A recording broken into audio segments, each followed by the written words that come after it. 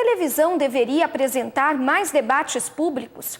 Uma programação mais crítica estimularia a consciência e a participação política da sociedade? Há emissoras que hoje cumprem com esse papel de forma satisfatória?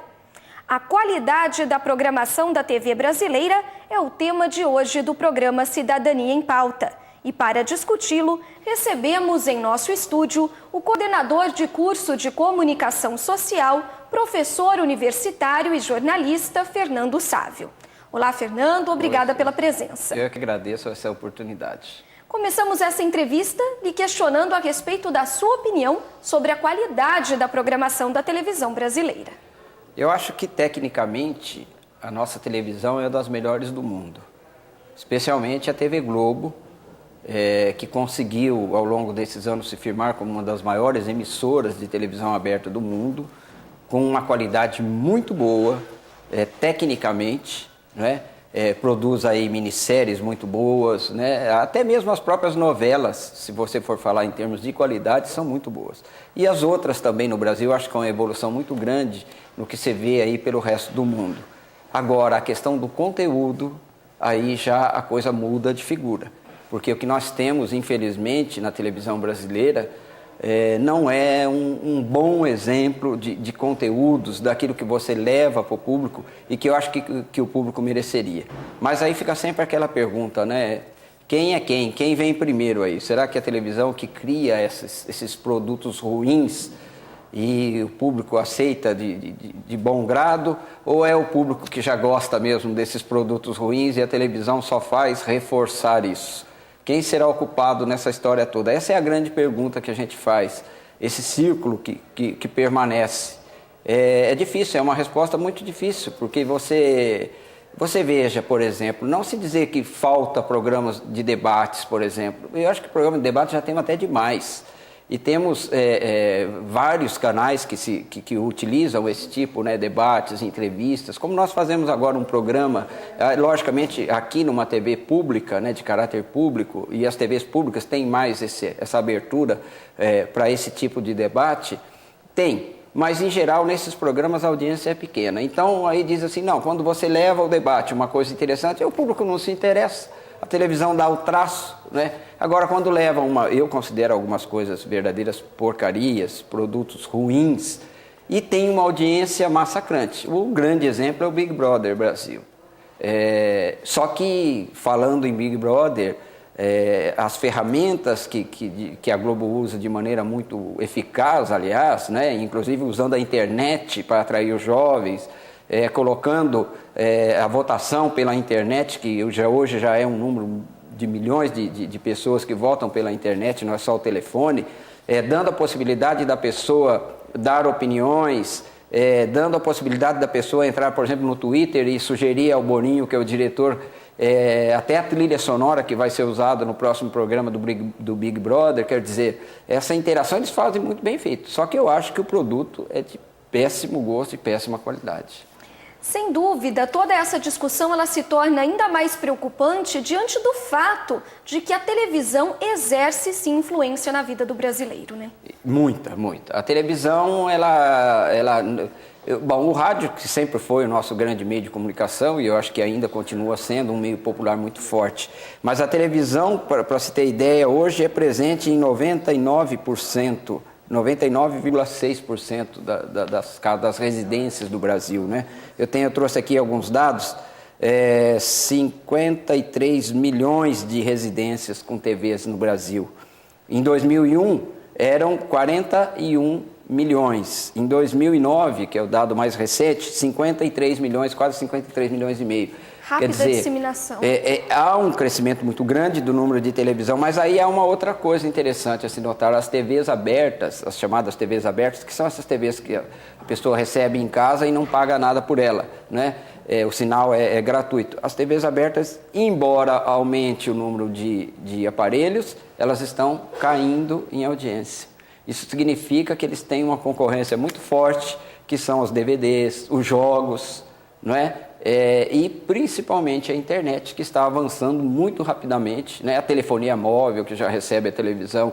Então nós vivemos hoje uma nova realidade, E isso vai mudar completamente a discussão sobre televisão. Eu acho que até essa história de dizer, mas a TV forma, a TV não forma, isso não importa muito, né? Diante dessa nova realidade que vem aí, isso importa muito pouco. E diante dessa nova realidade, portanto, você acredita que a TV aberta precisa mais do que nunca se reestruturar? Completamente. E quais os pontos que merecem, de fato, ser analisados, transformados ou até arrancados do seu modelo? Eu acho que a TV, a forma de repensar a TV aberta, a primeira coisa é a internet. Ela tem que saber que a televisão e a internet estão caminhando para ser uma coisa só. E a prova mais contundente disso foi a questão, semana passada, ou pouco mais de 10 dias, que o Google, né, anunciou lá em São Francisco, numa convenção, o sistema deles de interação de TV e internet. Eu acho que isso é a grande revolução que nós temos hoje, é esse anúncio do Google, que vai permitir uma maneira nova. O Google disse até, o executivo do Google que apresentou lá em São Francisco, disse exatamente isso. Nós estamos indo para o grande aparelho da casa da pessoa, que é a televisão. Embora a internet tenha cada vez mais monitores grandes e interessantes, né? O grande aparelho da casa continua sendo o televisor. Só que agora a internet está exatamente indo lá para o aparelho de televisão da casa para mudar a maneira da pessoa ver a televisão. E mudando a maneira, muda também a maneira de ver as redes de televisão. Por exemplo, vamos dar um exemplo bem, Globo, SBT, Record. A Record, inclusive, que cresceu muito no Brasil, significativamente, né, em número de aparelhos, etc. O que acontece? Vai haver uma mudança completamente, porque você, até que o Google mostrou lá, você entra na TV, escolhe, por exemplo, sei lá, um programa, eles deram um exemplo, Vila Sésamo, que era o filho do executivo lá que assistia, e ele não vai mais assistir simplesmente, imagine que eu assistia antes, o Vila Sésamo esperava lá 10h30 da manhã para assistir um capítulo na TV aberta. O que vai acontecer lá? Ele vai poder assistir quantos capítulos ele quiser, porque ele vai buscar na internet ou nas redes de televisão, e também ele pode assistir até de outra maneira, pelos personagens. Ele vai escolher os personagens que ele quer ver daquela Vila Sésamo e ver fragmentadamente vários programas que estão disponíveis naquele momento, tanto na internet quanto nas redes de televisão. E redes de televisão aberta e redes de televisão a cabo, que são muitas. Então imagina a revolução que isso significa. Você assistindo um jogo de basquete, um jogo de futebol na tela, um jogo aqui, um outro jogo ali, e a tabela que você vai pegar de um provedor de internet para ver como é que está a tabela naquele momento, tudo isso acontecendo ao mesmo tempo. E outra coisa, gravando e assistindo a hora que você quiser. Quer dizer, isso muda completamente a forma da televisão. Por isso que eu acho que às vezes determinado discussão, mas será que isso é bom, será que isso é ruim, forma ou não forma, eu acho que não cabe à televisão. Isso, a própria sociedade. Mas você acha que essa nova forma de ver a televisão, ela vai se popularizar rapidamente, atingindo inclusive as classes mais populares, que hoje são as que mais assistem à televisão? Certamente, certamente, porque veja mais ou menos alguns números de internet. A internet ainda é pequena, não é? Pequena, eu digo, em questão de pessoas que têm acesso, né? Eram 4 milhões há cerca de 9 anos atrás, 5 milhões. Hoje são 30 milhões. Agora, ainda se você for comparar ao total de habitantes no Brasil, né, ainda é pequeno. Mas o que acontece? O governo já tem, o próprio governo federal já anunciou, né, a banda larga. Se dependesse dele, já estaria em 3 mil municípios esse acesso gratuito à banda larga. Não está. Há uma discussão muito grande ainda, a forma como é que vai ser feita, quem é que vai fazer, as telefônicas estão aí brigando, querendo entrar nesse mercado também, então aliás, não querendo abrir mão disso também, não querem que outros entrem, né? Então essa discussão toda, mas vai acabar acontecendo. Então nós vamos, essa possibilidade de acesso vai ser muito grande. E eu falava antigamente para os meus alunos, isso já faz lá do ano 2000 e pouco, até na sala de aula a gente brincava e dizia o seguinte: olha, a internet vai acabar. Né? Vocês estão todos entusiasmados com a internet, mas a internet vai acabar. Aí a pessoa, mas como vai acabar? Fala, não, vai acabar da maneira que vocês assistem a internet. Vocês assistem num computador, na época ainda era daqueles branquinhos, né? Hoje não tem mais, hoje é tudo diferenciado, né? As próprias telas e tudo mais. Eu dizia o seguinte, a internet, da maneira que vocês assistem, que é essa internet plugada necessariamente numa mesinha, né? Ligado na energia, isso daí vai acabar completamente. Você vai assistir na televisão, você vai assistir na geladeira. E é a mesma coisa com a televisão, né? Quando surge uma nova mídia, a televisão vai acabar. Exatamente. Né? E não é nada disso. As Na coisas verdade, eles vão se integrar. Se integram completamente. Então, isso você já pode ver que está acabando, de fato. A gente fala, ficar preso aqui. Não, olha, wireless, né? Todo mundo pega onde acessa com laptop e onde quiser. O celular, cada vez mais, né, os aparelhos, as novas gerações 3G, eles já trabalham com essa interatividade, com essa conectividade. Então as coisas já estão mudando. Você tem acesso à televisão e à internet em qualquer lugar. Isso vai mudar a maneira realmente de se fazer televisão, isso vai mudar as concepções. Tudo. Mas essa integração, Fernando, de uma forma ou de outra, ela não acaba colocando em jogo aí a questão do controle de qualidade? Ele não se torna ainda mais premente na sua avaliação? A televisão é uma concessão pública. Nesse sentido, não seria necessário aí um órgão, um mecanismo de controle do seu conteúdo? Eu acho que não. Eu acho que qualquer mecanismo, qualquer órgão seria censura. E outra coisa, hoje, eu até tenho uma expressão que eu achei muito interessante, que dizia o seguinte, existe um caldo cultural mundial. Não tem mais esse negócio de reserva. Vamos reservar. Olha a discussão que está tendo aí, um projeto de lei que está lá no Congresso, é o 29. Mas a TV a cabo começou a crescer muito, antes não era, ela era muito restrita, né? Hoje as pessoas, está mais barato, você tem condições de ter uma TV a cabo em casa. Quando eu falo assim, você tem condição, a gente fala de estado de São Paulo, sul, sudeste. A nossa realidade. Na nossa realidade, não é, logicamente, a realidade da maioria do Brasil, né? Então a gente também não pode falar, olha, todo o Brasil. Não é assim, ainda é muito pequeno, mas comparativamente cresceu muito. E agora querem também que tenha cotas. Eu sou completamente contra cotas. Quem não tem competência não se estabelece. Se o brasileiro quer criar produtos, colocar produtos na televisão, o governo, não é o governo, não sei o que, está uma discussão lá no Congresso, né? Eles estão querendo botar o seguinte, 30% dos canais a cabo, né, tem que ter 30% da programação nacional. E aí, vamos pôr o que nessa programação? Se não Lógico, eu não vou falar mal da produção nacional, acho que o cinema brasileiro melhorou bem de uns anos para cá, tem tido produções... Mas ainda é inferior. Ainda tem tido produções boas, eu acho que a gente tem documentaristas, tem um monte de gente na televisão fazendo produtos muito bons, temos condições de fazer, mas esse negócio de reserva é coisa para incompetente, não tem isso não, é jogo, é mercado, não é competência. E bota o seu produto, se ele agradar, certeza que você vai ser assistido. Veja a internet aí, as pessoas colocam coisa no YouTube e de repente viram hits aí, todo mundo vê. Lógico, tem coisas bobas e tem coisas interessantes. Mas se você faz uma coisa... Cabe a discernir o que é bom e o que exatamente. não é. Agora, a gente estava, até o tema principal é essa questão. E a criança? E a criança é o que nós vamos discutir no próximo bloco. Nós vamos a um breve intervalo, voltamos em instantes, não saia daí.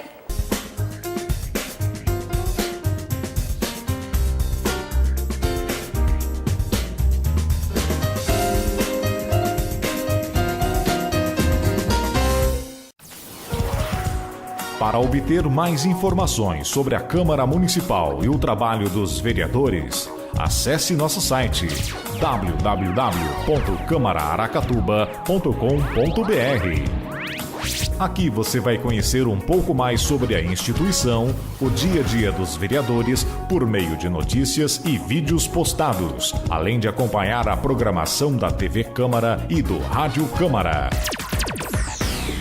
O site possibilita a consulta de leis, licitações em andamento pela Câmara, a ordem do dia das sessões ordinárias, como funcionam as comissões permanentes e quem são os vereadores que fazem parte delas.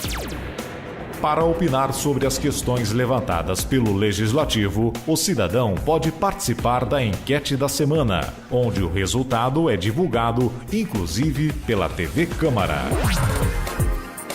Na Galeria de Fotos Históricas, você vai encontrar amplo material sobre Araçatuba, desde a sua fundação até a atualidade. E na Galeria de Ex-Presidentes, vai conhecer todas as pessoas que administraram o Legislativo araçatubense. No site da Câmara, o internauta também tem canal direto com o vereador para dar sugestões ou fazer críticas. Basta um clique e deixe sua mensagem. www.câmaraaracatuba.com.br Câmara Municipal de Araçatuba. Todo o poder emana do povo.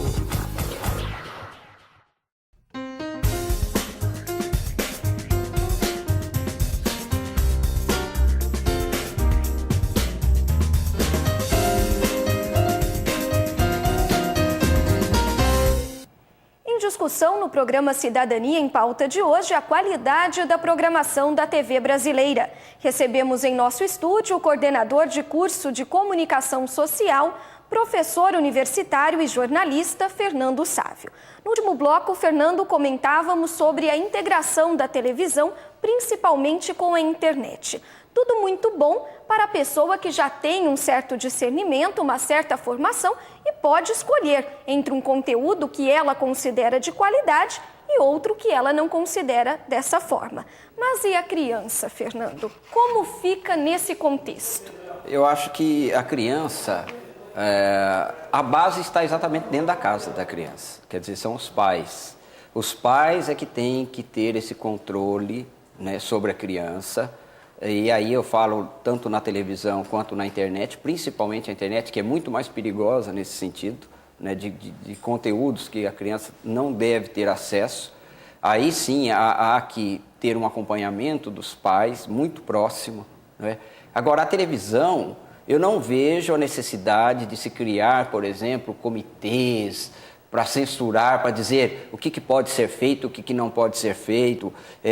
Logicamente, e que existe hoje, que eu não considero censura, mas eu considero um acompanhamento muito próximo, é a questão da classificação de cada produto. A classificação dos horários. A classificação dos horários. É uma forma de orientar os pais. Exatamente. Né? Você classifica determinado programa, ele tem cenas de violência, ou ele tem cenas de sexo, ou qualquer coisa que possa provocar na criança, né, algum problema, ele já vai para um horário em que a criança não está vendo televisão, né? Então, tem alguns programas que a gente vê que eles passam um pouco da medida, até em cenas de violência, mas que tem cenas mais fortes, por exemplo, em horário bem mais tarde, né, de maneira que a criança não possa assistir esse tipo de coisa. Então, eu acho que isso é válido, esse acompanhamento, essa classificação, mas não dizer o que é que pode ser feito. Eu vejo isso, esse tipo Tem muita gente cobrando isso, e eu acho que é um retrocesso muito grande. Inclusive tem agora essa história que eu falei da TV a cabo, né,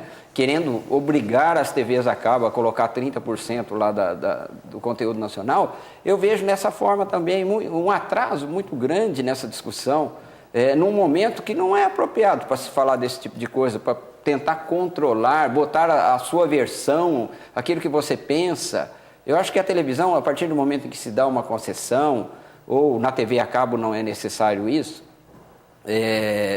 você já deixa aquele canal em condições de produzir. Agora, se você produz um material de qualidade, você vai competir em audiência, certamente. Tem TVs muito boas que, infelizmente, não têm audiência. Nesse sentido da criação de mecanismos de controle, a própria Comissão de Direitos Humanos da Câmara Federal, desde 2002, ela recebe denúncias da população sobre programas de má qualidade na TV brasileira. É a campanha Quem Financia a Baixaria é Contra a Cidadania. O que você acha de iniciativas como essa? Eu acho interessante, eu acho válido, porque no sentido de se colocar o debate, não de criar, como eu já disse, criar mecanismos de censura, mas a partir do momento em que você denuncia, em que você coloca, olha, isso não é certo, que você mostra os programas de baixaria, eu acho que é muito válido isso. Essa discussão é válida para que a sociedade tenha conhecimento daquilo. Só isso. É mais do que necessário isso. Agora, infelizmente, a maioria dos telespectadores gostam disso, não é? Eu vou citar algumas coisas assim abertamente. Eu não gosto, por exemplo, particularmente, da maneira com que é feito, embora seja muito criativo, tem esse lado, o Pânico na TV, por exemplo. É um programa que eu estou falando agora de uma maneira muito pessoal, que é a minha opinião particular, não é? É um programa interessante no sentido de que ele é criativo, ele tem pessoas competentes, alguns bons humoristas, não é? Mas eu acho agressivo, que debocha das pessoas de maneira muito violenta, nas entrevistas, nas abordagens que faz com as pessoas, né? Que exploram a simplicidade de muitas outras pessoas. Eu não concordo, não gosto nesse sentido. E como explicar, Fernando, agora, esse fenômeno exatamente, de audiência que é um programa como esse? Como explicar que aos domingos ele já chegou a bater a Globo. Então, em alguns horários, na média ele já vem sendo o segundo, e as pessoas gostam disso. O povo gosta, né, de banalidades? Gosta de banalidade, de baixaria, né? Dessa forma agressiva com que eles tratam os seus telespectadores, as pessoas entrevistadas. Eu não gosto, eu acho um lixo, na verdade. E veja bem, eu falei que da maneira que ele é feito, na fórmula que eles encontraram, é uma fórmula alternativa, inteligente, né? Como foi uma fórmula que o Faustão encontrou na época, lá no começo dele, na Band ainda, né? Os Perdidos na Noite, que foi uma fórmula diferente de fazer televisão, né? À vontade, igual ele fazia, quem é dessa época se lembra. Só que depois, quando ele foi para a Globo, ele mudou. Logicamente, a Globo enquadrou. Ó, você pode ser até engraçado, mas dentro do nosso padrão, não saia do padrão. Nessa linha. Né? Ficou bem diferente do que ele era lá atrás. Agora, é difícil a gente estabelecer e dizer, olha, você tem que gostar disso, você tem que gostar daquilo. Eu tenho que respeitar que as pessoas gostam do Pânico e assistem. Como tem que respeitar que as pessoas assistam, por exemplo, Big Brother, que eu acho uma... E outros programas também, por exemplo, os programas policiais, que são fenômenos de audiência também. E super exploram, né, principalmente os crimes violentos contra a pessoa, os homicídios, o estupro. Isso eu acho o fim do mundo, como se dizia. E como mudar, né? Porque a gente volta naquele ciclo inicial, né? É a TV quem dita as necessidades ou a sociedade que impõe as suas necessidades? Essa é a grande pergunta. Eu acharia, sim, não gosta, muda de canal. O melhor sensor está aqui, ó, no controle remoto. Muda, não gostou? Vai para outro. Eu não sei, aí é que está, né, essa identidade que as pessoas têm. Por exemplo, tem esses programas policiais que são horríveis. Você vai assistir um negócio violento, eles exploram esse tipo de coisa. E as pessoas gostam, ficam assistindo. Você encontra o cara, você viu aquilo, está lá assistindo. Agora, eu não assisto particularmente. Eu não sei por que outras pessoas assistem, mas... Cada um faz aquilo que quer. E se não gosta, muda. Quem tem condições de ter uma TV a cabo, de assistir um documentário, assistir alguma outra coisa, ou mesmo nas TVs públicas, que tem uma programação com uma qualidade melhor... Elas têm cumprido de fato o seu papel? Porque as TVs educativas surgiram de fato para ser uma alternativa. Eu acho que tem queimado muito dinheiro público com coisa muito ruim também. Infelizmente, as TVs públicas... não tem acompanhado as necessidades, salvo um ou outro programa, e aí eu falo abertamente da TV Cultura, por exemplo, que é a nossa TV paulista, né?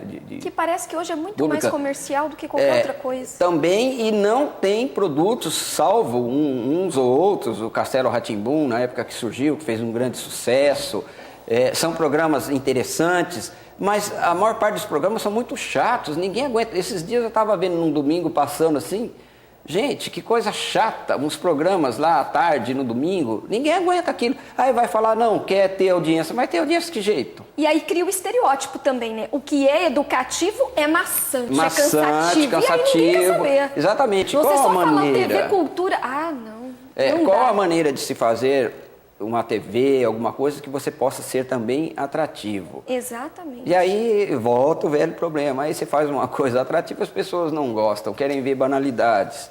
Então é complicado, mas eu acho que essa discussão toda ainda está ficando lá atrás, porque nós já estamos bem à frente, o mundo já está andando bem à frente, com o que eu disse aqui no começo, né, com esse caldo cultural mundial, as coisas já estão bem mais avançadas. Então, nós vamos daqui a pouco conversar sobre outras coisas, né? Quando eu digo sempre a televisão e a internet, é exatamente essa interação que está havendo agora, cada vez mais poderosa, de você poder assistir televisão e usar a internet no mesmo aparelho na sua casa, que já vai estar sendo possível fazer tudo isso, a televisão digital agora, os múltiplos canais, né? O acesso cada vez maior. Antes, ou você ligava a televisão, hoje ainda a grande maioria da população só pode ver os canais principais de TV aberta. Não são todos que têm cabo. Acesso. Quem tem cabo vai ver, mas o cabo está chegando cada vez mais e vai chegar cada vez mais, e você vai ter uma multiplicidade, 100, 200, 300 canais para assistir.